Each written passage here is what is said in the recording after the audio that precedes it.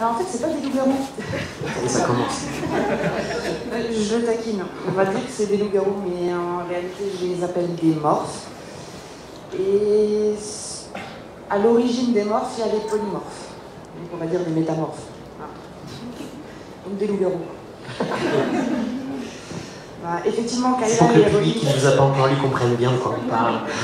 Kayla, l'héroïne, qui est homogène, je tiens à le dire, hein, cette journée-là, n'est pas capable de se transformer en loup alors qu'elle devrait l'être. Mais il y a aussi d'autres créatures.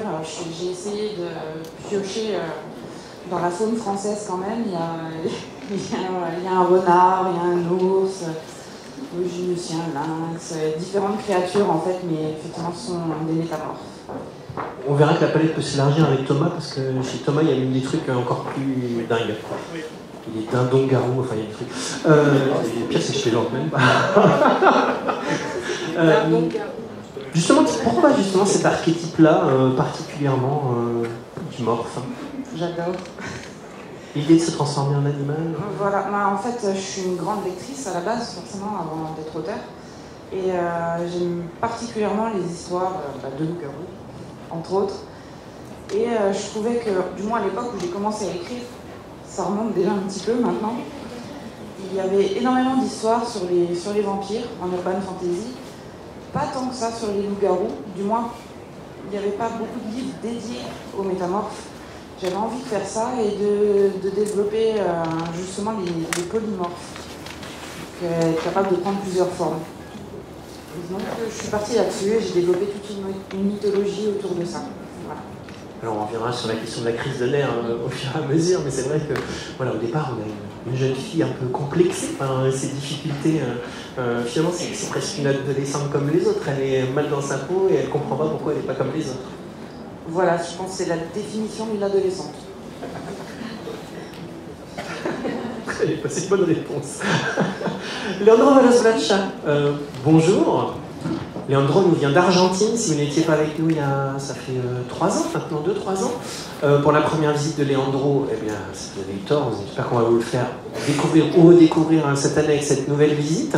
Alors Malicia, on va le laisser un petit peu de côté pour le moment, on va peut-être parler d'abord de Massachusetts et du zombie, puisque c'est au cœur de ce premier roman que nous avons pu lire il y a quelques années maintenant. Massachusetts, c'est donc une histoire de zombies dans l'Argentine frappée par la crise économique, politique également, parce que c'est aussi un aspect important du livre. Mais alors pourquoi y avoir mis non seulement un zombie, mais un zombie punk?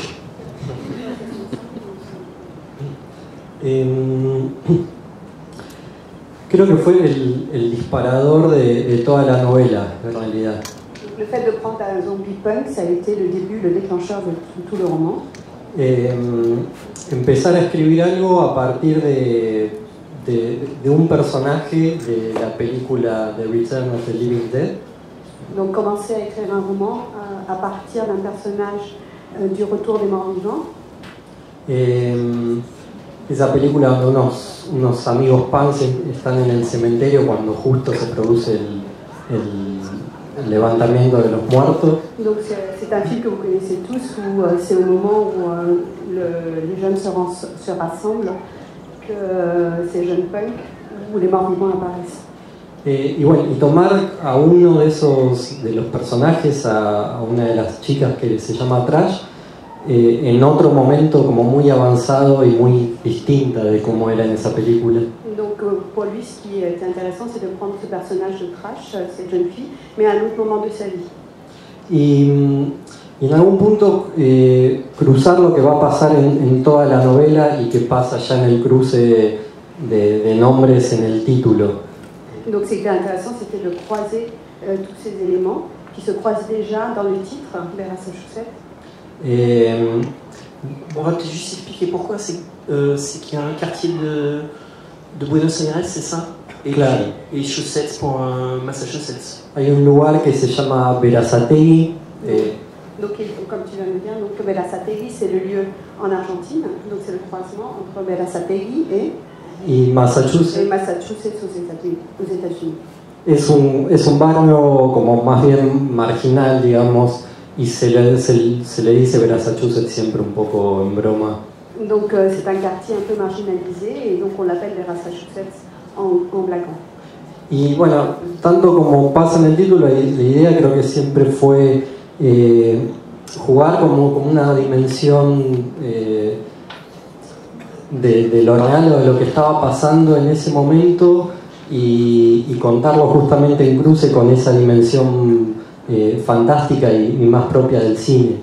Donc comme dans le titre, il s'agissait de croiser la situation, ce qui était en train de se passer en Argentine à ce moment-là,